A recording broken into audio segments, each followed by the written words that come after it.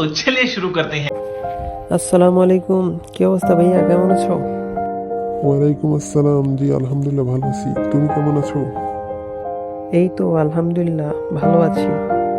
আচ্ছা বন্ধু, আমি মনে করি কি জীবনে বড় কিছু করতে হলে অনেক বড় ঝুঁকি নিতে হয়। হ্যাঁ, ঝুঁকি নেওয়ার আগে প্রস্তুতি থাকা জরুরি, না হলে ঝুঁকি নেওয়া শুধু ক্ষতির কারণ হয়ে দাঁড়াবে। হ্যাঁ, তুমি ঠিক বলেছ। তবে কখনো কখনো ঝুঁকি নেওয়া ছাড়া কিছু পাওয়া যায় না।